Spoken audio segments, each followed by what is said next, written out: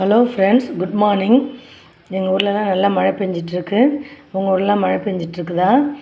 நேற்றே நாளைக்கு வெட்னஸ்டே எப்படியும் லீவாக தான் இருக்கும். மழைக்கு எதுவும் கிடைக்காது. ஏன்னா புயல் எச்சரிக்கை விட்டுருக்கனால மீனவர்கள்லாம் கடலுக்கு போயிருக்க மாட்டாங்க. நீங்கள் எதுக்கும் முட்டை வாங்கிட்டு வந்து வைங்கன்னு சொன்னேன். முட்டை வாங்கிட்டு வந்து வச்சுருந்தாங்க. இப்போ அதுதான் ஃப்ரெண்ட்ஸ் சிம்பிளாக ஒரு எக் கிரேவி பண்ண போகிறேன். அது எப்படி பண்ணுறேன்னு பார்க்கலாம். நீங்கள் எல்லாருமே எக் கிரேவி செஞ்சுருப்பீங்க. நான் இப்போ தான் வீடியோ போடுறேன் ஃபஸ்ட்டு எக்கில். அதனால தான் சும்மா எடுக்கலாமேன்னு எடுக்கிறேன். பாருங்கள், உங்களுக்கு இந்த வீடியோ பிடிச்சிருக்கான்னு சொல்லுங்கள்.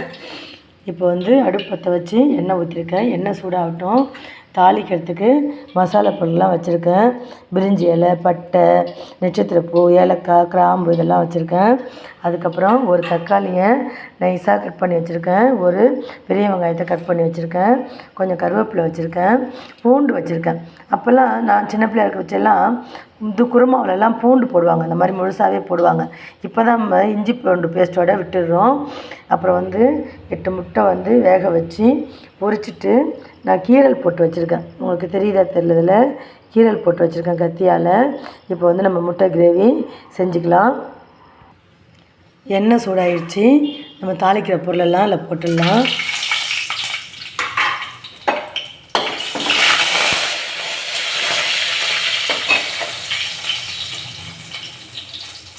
இப்போ சோம்புத்தூள் ஒரு ஸ்பூன் போட்டுக்கலாம்.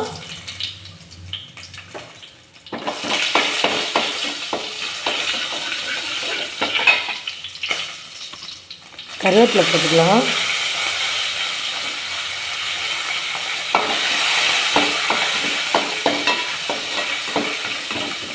கருவேப்பிலை பொரிச்சிச்சு. நம்ம ஆனியன் சேர்த்துக்கலாம்.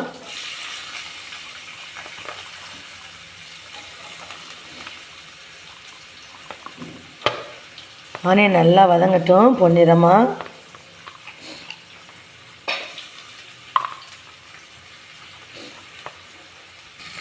ஆனியன் வதங்கிட்டுருக்கு. ஆனியன் வதங்கும் போதே நம்ம தேவையான அளவு கல் உப்பு சேர்த்துக்கலாம்.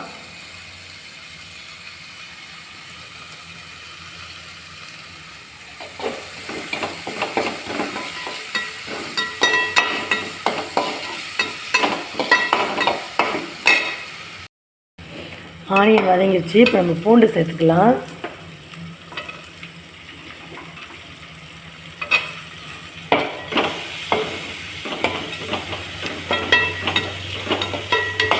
பூண்டு வேண்டாம்னு நீங்கள் ஸ்கிப் பண்ணிவிடுங்க. பொரிச்ச பூண்டு இருந்தது, சரி அதில் சேர்த்துடலாங்கன்னு சொல்லி சேர்த்தேன்.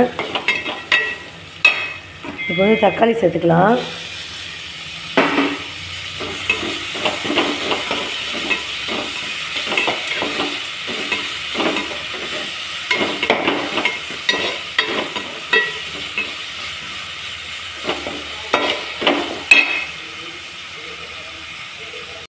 தக்காளி நல்லா வதங்கிடுச்சு.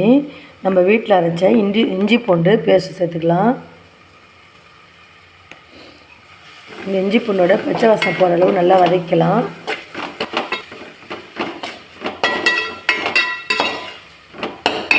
நான் ஸ்கூல் லீவாக இருந்தால் தான் இந்த மாதிரி நான்வெஜ் எதாவது செய்வேன். ஸ்கூல் லீவ் இல்லைன்னா வெட்னஸ்டேலாம் செய்ய மாட்டேன். சண்டே மட்டும் தான் செய்வேன். அந்த சண்டேயில் ஏதாவது விருதம்லாம் வந்துட்டால் செய்ய மாட்டேன். நான் நான்வெஜ் செய்கிறது ரொம்ப கம்மி தான். வெஜ்ஜு தான் அதிகமாக செய்வேன்.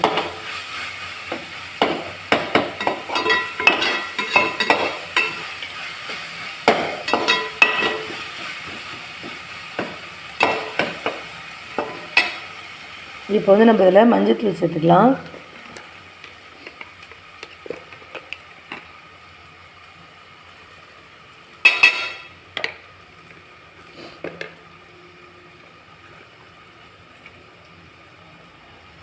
கார மிளகாத்தூள் சேர்த்துக்கலாம்.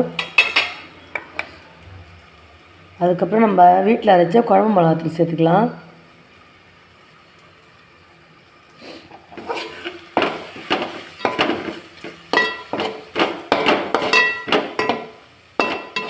நான் இந்த மாதிரி மிளகாத்தூள்லாம் போட்டு ரொம்ப வதக்க மாட்டேன். தண்ணி ஊற்றிடுவேன். தண்ணி கொதிக்கும் போதே அந்த வாசனைலாம் அடங்கிடும். இந்த மாதிரி வதக்கினா கலர் கொஞ்சம் டார்க்காக ஆன மாதிரி ஆகிடும். நேச்சுரல் கலர் இருக்காது. அதில் நம்ம தேவையான அளவு தண்ணி சேர்த்துக்கலாம். இந்த மாதிரி மிளகாத்தூள்லாம் போட்டு வதக்கும் போது கருப்பு கலராக ஆன மாதிரி இருக்கும். அது என்னமோ எனக்கு பிடிக்கிறதில்ல. அதனால் மிளகாத்தூள் போடும்போது தண்ணி ஊற்றிடுவேன், இல்லை தண்ணி ஊற்றிட்டு கூட மிளகாத்தூள் மஞ்சத்தூள்லாம் போடுவேன். இப்போ நல்லா கொதித்து எண்ணெய் பிரிஞ்சு வரட்டும். முட்டை கிரேவி நல்லா கொதித்து எண்ணெயெல்லாம் பிரிஞ்சு வந்துருச்சு. இந்த ஸ்டேஜில் வந்து நம்ம ஆஃப் பண்ணிடலாம். இது கொதிக்கும் போதே நம்ம முட்டையை சேர்த்தோம்னா முட்டை வந்து பாயில் பண்ண முட்டை கொஞ்சம் ரஃப்பாக இருக்கும். நம்ம அப்படியே ஆஃப் பண்ணிவிட்டு போட்டோம்னா முட்டையோட சாஃப்ட்னஸ் அப்படியே இருக்கும் நமக்கு. அதனால் இப்போ நம்ம ஆஃப் பண்ணிவிட்டு முட்டையை சேர்த்துக்கலாம். நான் வந்து அடுப்பை வந்து ஆஃப் பண்ணிட்டேன். இப்போ வந்து நம்ம முட்டையை சேர்த்து 2 கிளறி விட்டுக்கலாம். உங்களுக்கு குருமா மாதிரி வேணுன்னா இதிலேயே கொஞ்சம் தேங்காய் அரைச்சி ஊற்றிக்கலாம். நான் வந்து கிரேவியாக தான் செய்கிறேன். இது இட்லி, தோசை, சப்பாத்தி எல்லாத்துக்குமே நல்லாயிருக்கும். நம்ம சாதத்துலேயுமே போட்டு பசஞ்சு சாப்பிட்லாம். இந்த மாதிரி நம்ம ஒரு 2 தடவை கிளறி விட்டுட்டு ஒரு 5 நிமிஷம் விட்டுட்டோம்னா அந்த காரம்லாம் முட்டையில் ஏறிக்கும். நம்ம முட்டையை வந்து கீரி தான் வச்சுருக்கோம்.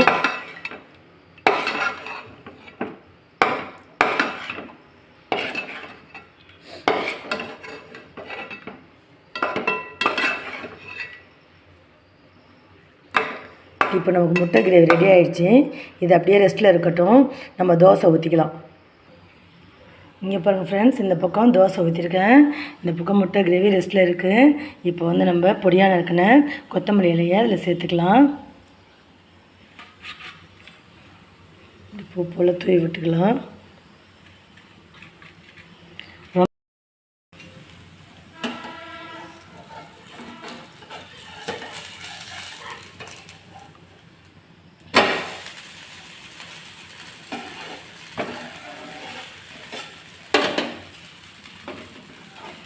இந்த முட்டை கிரேவி ரொம்ப சிம்பிளாக சீக்கிரமாக செஞ்சிடலாம். ரொம்ப டேஸ்ட்டாக இருக்கும். நீங்கள் இது மாதிரி ஒரு தடவை செஞ்சு பாருங்கள்.